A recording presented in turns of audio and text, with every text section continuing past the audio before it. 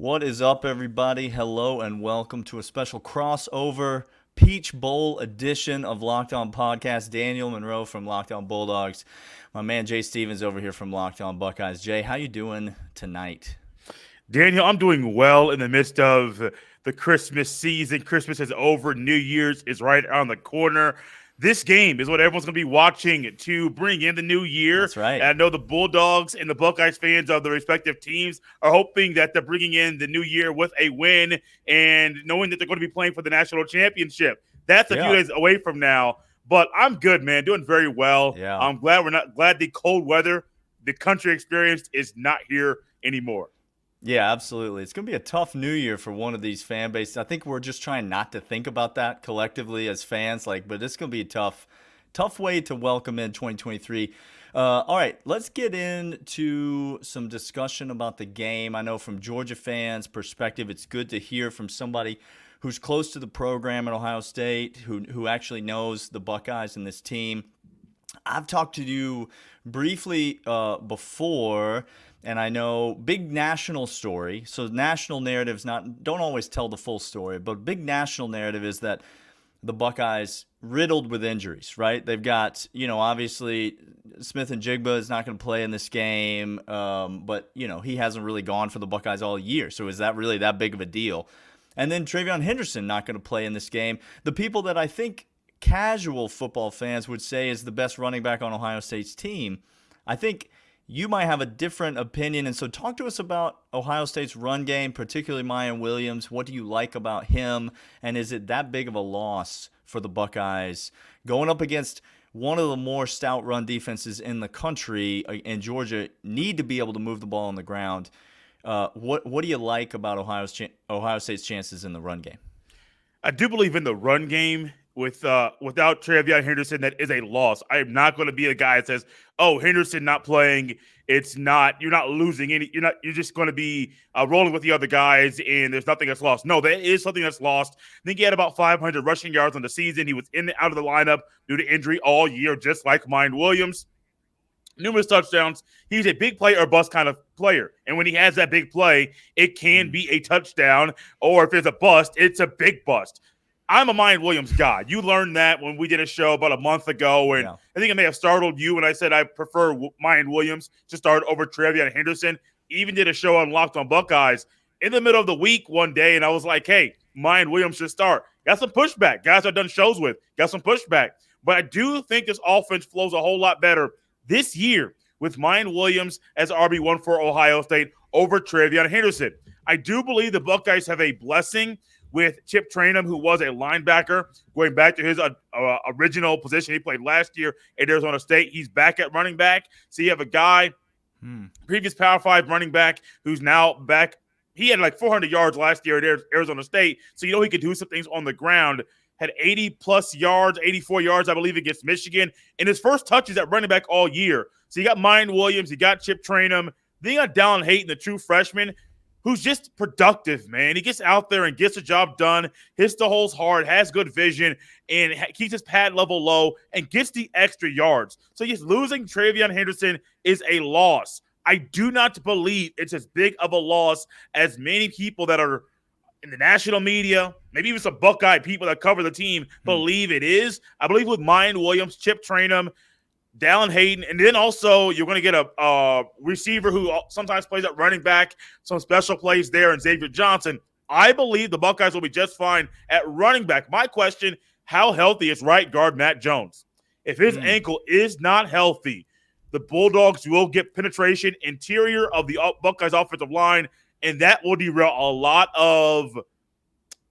how effective the Buckeyes are in the running game.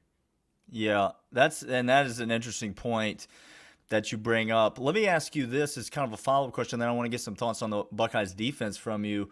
How important is being able to run the ball in your mind for Ohio State in this game? Let me ask you just a hypothetical. If Ohio State's going to win this game, Jay Stevens believes they need to run the ball for blank number of yards in order to win this game. How much of the run game needs to be a factor? I will say 150 to 175 collectively between three running backs. Wow, I do okay. believe that you cannot if you try to rely on Stroud's arm and you don't get the running game involved, I do believe that it's not a great formula for the Buckeyes. I think you got to try to run the game and get some production there, and that's going to neutralize the pass rush of Georgia, which will also help the receivers get open and have Stroud have more time. People have knocked Stroud. He's bad at improvising. He can't do anything when there's a guy in his face. Well, most quarterbacks are not successful when there's a guy in their face. So let's make sure our analysis makes sense. Yeah. But I do believe, though, to make things easier for C.J. Stroud, who is a pocket passer, and he knows he is one of the best, or if not the best, pocket passers in the country, you need to run the ball somewhat successfully. And I believe the Buckeyes have the guys that can do it. I don't know if that'll be something that they can do on Saturday. That's one of those things that's up in the air for me about I know what they can do. Will they be productive in doing so? It's kind of a TBD, to be determined thing for myself. Yeah. Okay, you mentioned the pass rush of Georgia. Let's flip it over to the other side of the ball. We know Georgia's going to want to run the ball, but they've also been explosive on offense this year, and Stetson Bennett has been largely untouched as a quarterback this year. And I don't mean unrivaled in terms of his talent. I mean literally no one has touched him. He's been sacked very few times. He's been pressured very few times this season. It's one of the things this offensive line has done a really great job of is protecting the quarterback. Ohio State has some dudes on that defensive front. Obviously, we know about 44, we know about 9. Like these guys are legitimate players on the outside. Hall on the inside has been in the backfield consistently this season. What do you like about Ohio State's defensive front versus this Georgia offensive line? Would you call it a strength of the Buckeyes in this game, an advantage for the Buckeyes in this game, and how much does it need to be an advantage for the Buckeyes to win? Advantage is an interesting word because I don't believe it's an advantage. I believe it's something that the Buckeyes have not seen at full strength throughout a major portion of the season. And I mention that because you mentioned Michael Hall Jr. To me, he's the best interior D lineman the Buckeyes have on the team. He's been hampered with injury, and the coaches have kept him out, kept him at a pitch count a lot throughout this year. Remember, there was a game against Michigan State, 7 plays, 2.5 sacks. I mean, he was in the backfield all the time, and I'm like, why is he not playing more? Comes out he has an injury, but he's still playing. So to me, it's like make it make sense. Like, if he's productive on the field, he's healthy enough to play, why aren't you starting him? So I don't know. Like, my guess, what I think should happen, Teron Vincent plays one tackle, Mike Hall Jr. plays the other tackle, rotate a couple guys in behind them, but still make the top 2 guys make and have the most snaps at that position. On the outside, Zach Harrison, JT Tuimoloau, have those guys be on the field most of the time. I don't want to see a 9-10 rotation on the D-line. If the Buckeyes do that, that's a formula for Georgia to win this game. And so I do think, though, with Tuimoloau and Harrison, you're going to see Jack Sawyer, and I'm very interested to see Javonte Jean-Baptiste, a backup defensive end. Most people have not heard of the name around the country. He is going to be someone, to me, that if the Buckeyes want to get some type of pass rush, you have to find him in situational pass rushing situations and try to get him on the field. Tuimoloau and Harrison are guys that can slide down in the tackle that can allow another pass rusher on the field at the end. Javonte Jean-Baptiste, JJB, could be someone that the Buckeyes utilize situationally to get pressure on Stetson Bennett. I got to give kudos and credit to Georgia because for them to keep Stetson Bennett upright as they have, that's a great thing that they have done, which has helped this offense. The Buckeyes pass rush can be good, but you got to get interior pressure. I think Michael Hall Jr., if he plays consistently, he can do that. And if y'all leave Tuimoloau, number 44, one-on-one to the outside, it's going to be lights out for Stetson Bennett a couple times in this game. It's interesting. We're going to get into some questions that Jay has for me about the Bulldogs. We'll give maybe some predictions, some thoughts about how we think the game is going to go. Obviously, so much to discuss in this game. Boy, just listening to you talk, Jay, I'm just getting fired up about this. I cannot wait for New Year's Eve, man. It's coming. Listen, if you want to get in on the action, if you want to place a bet maybe on that Michigan TCU game, maybe you want to place a bet on this Georgia-Ohio State game, BetOnline is the place to do it. It's the official betting partner of Locked On Podcast, of Locked On Buckeyes, of Locked On Bulldogs, the place that we trust, the place that we go to place all of our wagers. They've got over-unders, they've got spreads, they got parlays, money lines, whatever you want to do. You want to make a prop bet, they'll all have all that stuff out for the college football playoff. So go to BetOnline. It's easy to create an account, to make your first deposit, and then when you make that first deposit, enter the promo code Locked On. You get a bonus. They give you free money that you can use to bet on your favorite team. So you don't even have to be a sharp or an insider. You just take that free money, bet it on your favorite team, and maybe it'll be a great night for you. BetOnline, your official sportsbook experts. And as we continue this Locked On crossover with Locked On Bulldogs and Locked On Buckeyes, getting fans, not just of these two fan bases, but college football fans around the country, around the world, ready for this matchup between the Bulldogs and the Buckeyes. I am curious. I think Buckeye fans are curious about this Stetson Bennett love. Now, I like him as a quarterback. I don't knock him. But a lot of people are saying Stetson Bennett, is he really that good? Is Georgia's offense really what it is because of him? Or is he just a small piece in the pie? What does Stetson Bennett do with the Georgia offense that makes it flow so well? Well, I think to answer that middle question in there, is he the guy or is he just a piece of the pie? I would say Georgia fans have learned, and we haven't always been great at this. Early on in Stetson's career, we were just like everybody else. But Georgia fans have learned that the answer to that question is, who cares? It doesn't matter if he's the guy that's the best player in the offense or if he's just a small piece of the offense, because Georgia's winning. That's what Stetson Bennett does, is he wins football games. And so if you like winning, then you like Stetson Bennett. Now, in terms of what he actually brings to the field, I think it starts with his ability at the line of scrimmage to diagnose plays. I think it starts in his head. I think it starts in the film room. You listen to Todd Monken; he addressed the media. Kirby doesn't let the coordinators address the media much, so we don't get to hear from him a lot. But he addressed the media this week. Not many quarterbacks in the country that I would trust to call plays at the line of scrimmage, to make checks, and to really have full control of the offense. But Stetson Bennett has 100% full control of this offense at the line of scrimmage. That trust level that he has with his offensive coordinator, being an extension of the offensive coordinator on the field, that cannot be overstated. Casual football fans love arm strength. We love 40-yard dash times. We love all of these things, all of these measurables, but it cannot be overstated, especially in the game of college football, how important it is to have a high football IQ and to know what to do with the ball. Now, that being said, Stetson can make a lot of throws. He's got a good enough arm. And the thing that Stetson does is he can beat you with his legs more than people give him credit for, more than people think he can. He's an athlete. He has, and in games like this, you're going to see that used a little bit more. During the season, you're not going to see a lot of designed runs called for Stetson Bennett.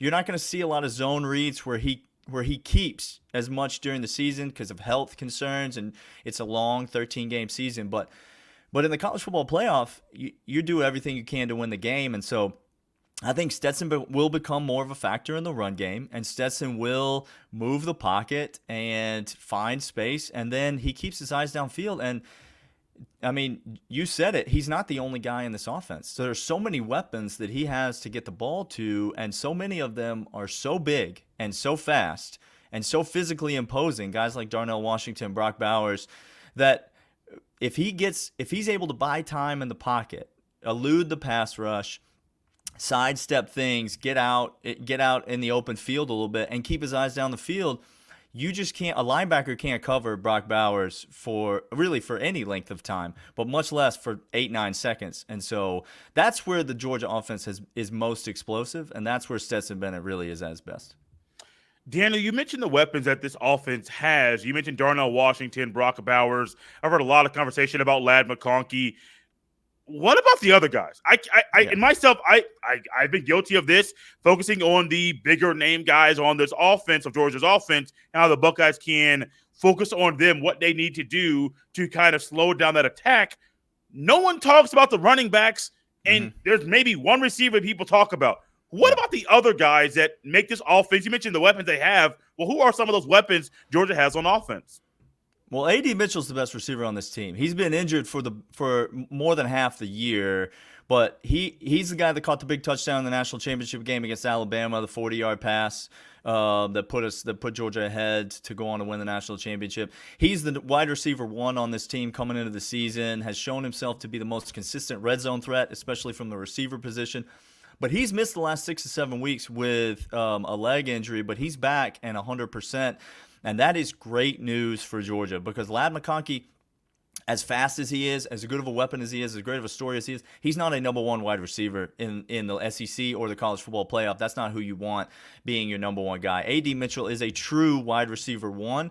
Georgia does not have the excessive wealth of 5-star wide receivers that programs like Ohio State are used to, that other programs in the country have had. But A.D. Mitchell is one of those dudes. He is a real dude. And then the running back room really has been a bit up and down this year. Kenny McIntosh has been the staple. He's great catching the ball out of the backfield. He's gotten better as a runner, but the best runner on this team is probably Kendall Milton. But he's been injured. He's been banged up. Again, similar to what you were talking about with defensive tackle Hall for Ohio State. He's been injured but playing this year, banged up, but obviously limited in what he's been able to do. But Georgia fans will tell you that over the last couple weeks in the SEC championship game against LSU, towards the end of the season, we began to see Kendall Milton running the way that we expected him to be. He was sort of expected to be the number 1 back on this team all year. And if he's running the ball well, my co-host Clint earlier this week on the show kind of gave him as the number 1 X factor of the college football playoff to say that if Kendall Milton plays well, Georgia will win the national championship. That's the kind of weapon that he can be and the kind of next level that this offense, I think, can take if he's able to continue to progress and step up. But you're right. Other guys are going to need to step up. The obvious weapons that everybody likes to talk about but are just for Ohio State. Marvin Harrison Jr. is not going to win the national championship for the Buckeyes. Somebody else is going to have to step up. Other guys are going to, less heralded guys are going to have to make plays and contribute. I think those are the guys that I would look for on Georgia's roster to be maybe some of those guys. And then I think we might see the third tight end. There's a true freshman tight end, Oscar Delp, and I think you'll see Georgia run some 13 personnel in this game. I think you'll see him run some 3 tight end sets. Because he's another very fast, very agile, very physically imposing tight. And just the way Todd Monken cares about mismatch. He creates mismatches in his offense, and then he exploits mismatches. And that's why Stetson Bennett's been able to be so effective, is he's able to identify, locate, and exploit mismatches. And there's a lot of guys on this Georgia roster that might not jump off the page at the combine, but they are mismatches in the game, and therefore they have the ability to be really productive for this Georgia offense. Daniel, last thing here for you before we turn it back over to you in the next segment. What makes this defense so good? Kirby Smart, I think, is the easy answer to the question. I mean, it's the best defensive mind in college football right now. I don't think there's anyone who doubts that. The things he's been able to do consistently year in and year out. I mean, it's great players, right? There's no hiding the fact that I think I saw 24/7 composite ratings. Georgia's the number 2 most talented team in the country. Ohio State's the number 3 most talented team in the country. According to 24/7, it's not a surprise why these teams are in the college football playoff, right? They have really good players on their teams, and the Georgia players on defense, everyone last year wanted to focus on how many players Georgia lost, but we kept saying on this podcast, and I think Georgia fans knew it wasn't about how many players left the program. It was about how many players were still in the program, because you lose 15, but there's 25 more that are just sitting there waiting their turn. And so it's schematics, but it's also talent. And then I think the defense this year particularly has played with a bit of an edge. They've played with a bit of a chip on their shoulder. Everybody talking about the 5 first-round picks, and you can't replace these guys, and Jordan Davis, and Trayvon Walker, and all the talent and all the guys. And I think these guys came in and they felt like they had something to prove. In terms of on the field, what's made them so effective? They have an elite game-changing player on the defensive line, Jalen Carter. I think he's the best defensive player in college football. And he gives you the thing that you said you need in order to affect the quarterback, and that is pressure up the middle. No Yeah. quarterback in the history of football has liked it when someone comes right up the middle, right into your face. There's no one who's like, yeah, that's where I really thrive as a quarterback. And so when you have a big dude in the middle who's able to just dismantle the center and get right to the quarterback, that's what Jalen Carter does.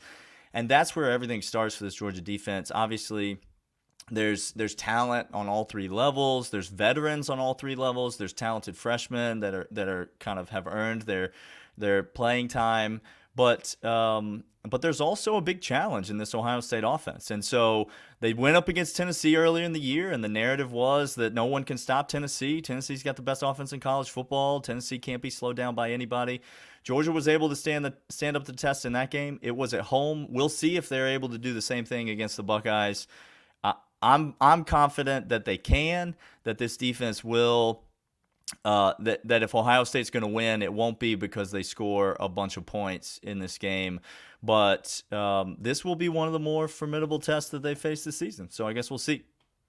Yes, we will see. Many of us this weekend will be looking to have fun. New Year's Eve is on Saturday. Many of you, if your team wins, you'll be trying to go out and have a good time with your friends, your boys, whoever it might be. And as you're hanging out, you might be putting back a few drinks. A few becomes a few too many. As the evening comes to an end and people start to head out, you think of calling for a ride. Nah, you live nearby. You can make it home okay. It's no big deal. What are the odds you'll get pulled over anyway? And even so, what's the worst that could happen? Your insurance goes up, you lose your license, you lose your job, you total your car, you kill someone. Everyone knows about the risks of driving drunk. The results are tragic and often deadly. However, that still doesn't stop everyone from getting behind the wheel while under the influence. That's why police officers are out there right now looking for impaired drivers on our roads to save lives. So if you think you're okay to drive after a few drinks, please think again, play it safe, and plan ahead to get a ride. It only takes one mistake to change your life or someone else's forever. Drive sober or get pulled over. All right, heading into this third segment, Locked On Crossover, Locked On Bulldogs, Locked On Buckeyes. My man Jay Stevens from Locked On Buckeyes. By the way, if you're a Georgia fan listening to this podcast, go subscribe to the man's pod. It's great content. It's great insight from Buckeye fans. If you're a Buckeye fan listening to this pod, our podcast is just drivel. It's nothing that you really want to partake in, but it is great comic relief. If you're looking for something, if you're having a long day and you need a laugh, then you can just turn on the Locked On Bulldogs podcast, and you'll find that there.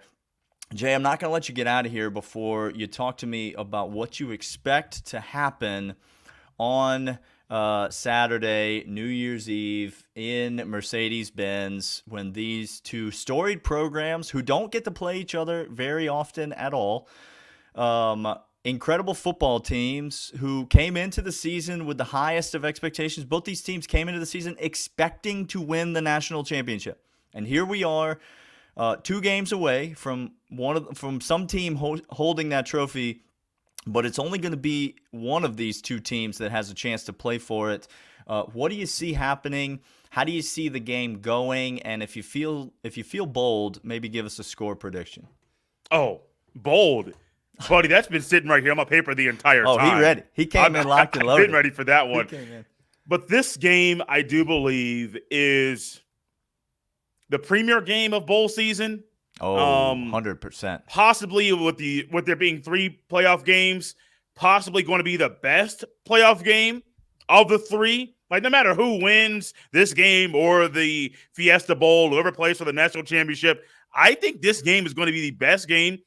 And it has the possibility, the chance to be one of those games you talk about for the next 5, 10, 15, 20 years because of the heavyweight battle it's going to be. 2 great coaches, 2 great fan bases. I know it's neutral site, but Georgia's home.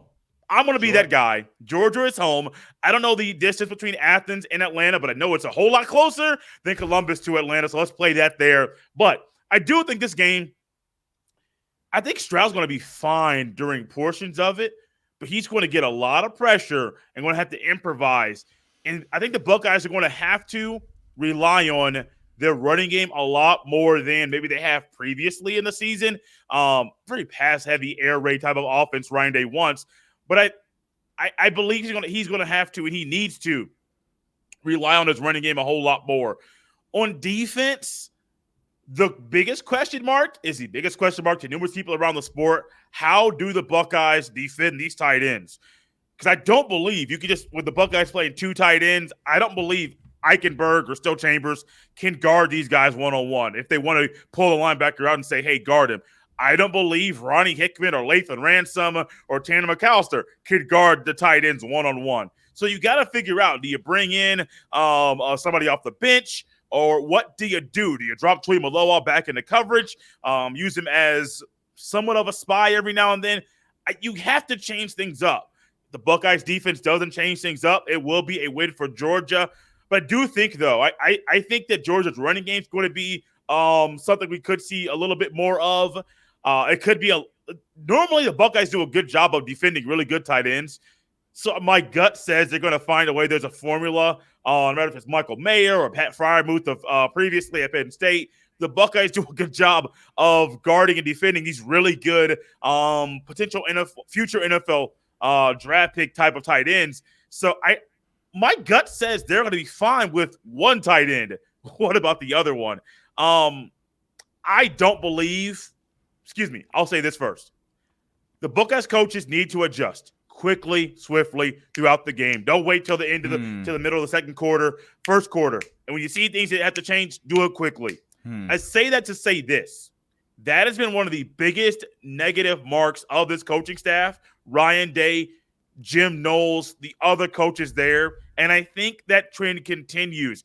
I have nothing in me that says, Jay, they're going to change their philosophy. We've seen 12 games. You give me a big enough sample size. I've seen a lot of game film. If y'all don't want to adjust during Michigan, why do I think y'all are going to adjust against Georgia?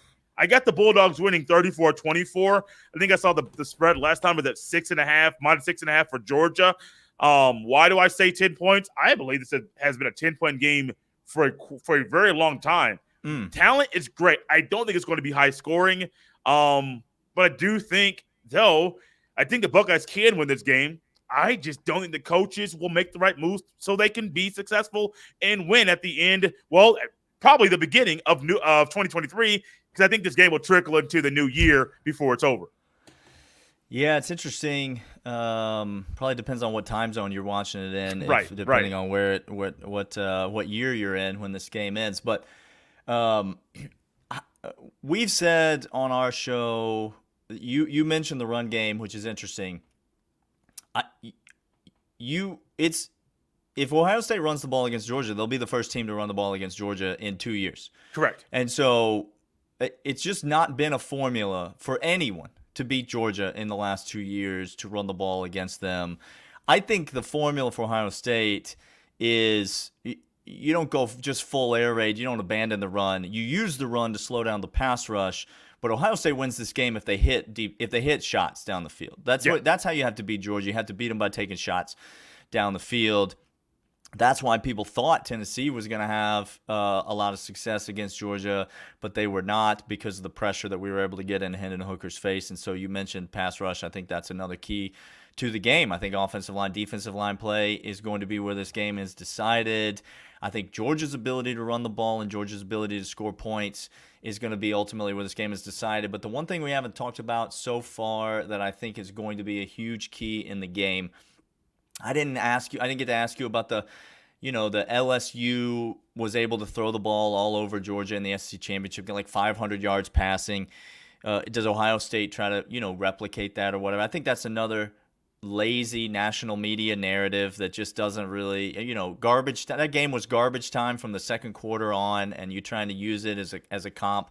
I don't really think that's. But I do think what does hold true from that game is that Georgia has been unbelievable in the red zone this year. They have top 5 in some rankings I've seen, a top 3 red zone offense, scoring offense. The Buckeyes red zone defense has not been great this year. The Bulldogs red zone defense has been lights out this year. Some teams have been able to move the ball against Georgia, but you asked me in the last segment what makes this defense elite, and one of the things I did not mention is that they keep teams out of the end zone. They force field goal attempts, and I think field goal attempts are going to get you an L in this game. If you're a team and you're coming out here trying to kick field goals and win this game, you are losing this game quickly. And so I think Georgia's red zone defense is the issue. I do expect Ohio State to move the ball against Georgia. I think at the end of this game, Ohio State will have a reasonable number of total yards. I think they will have a reasonable amount of success, maybe running the ball and throwing the ball. But I do question their ability to score touchdowns against this Georgia offense, or against this Georgia defense, rather. And I think I trust Georgia's red zone offense against Ohio State's red zone defense. I think that's the key and the difference in this game. I have a very similar score to you. I have it at 35-17. And so I do think it feels closer than that for a lot of the game. But I think probably in the end it ends up looking a little bit worse than it is. Maybe something like 35-19, and Ohio State, it's just a bunch of field goals and, maybe one touchdown, something weird like that. But yeah, I do see both teams being able to move the ball, and I think you'll know early on the team that has red zone success will be the team that you like going forward in this game. It's going to be a big key. Obviously, turnovers and all the normal keys to the game. That's obviously, but I think that red zone success is what I'm looking at as the thing that gives me confidence in the Dogs. Another thing I'm going to add here quickly, Daniel, is something. It's very normal in football: short yardage, third down. But the Buckeyes have had an issue: short yardage situations. Seriously, 3rd and 2, 4th and 1, not being able to get a push. And if that's a problem where it's maybe you get 3rd and 3, 3rd and 2, 3rd and 2.5, numerous times, numerous drives, and they result in 2-yard loss, 1-yard gain, nothing. And it's punt, punt, punt. That's the formula for Georgia right there. Because if Georgia can stop Ohio State and get the momentum and keep the morale high on the sideline, that's a good way to derail the morale on the Buckeye sideline. They're like, man, we're right there, and we still can't figure this thing out. You mentioned red zone. I literally think this game comes down to Ohio State's – one of the ways it comes down to me is Ohio State's issues in short yardage situations and inability to get a push when you need one, when you put a hat on a hat, hit the guy across the line from you. When the Buckeyes consistently struggle to do that, that plays right to Georgia's hands. Jay, it has been a pleasure talking to you. Georgia fans, again, go subscribe to this man's pod. Excited about the game on Saturday night. I know he'll have more great content for you and reaction to it after it is over. For me, Locked On Bulldogs, and him at Locked On Buckeyes, we will see you guys later.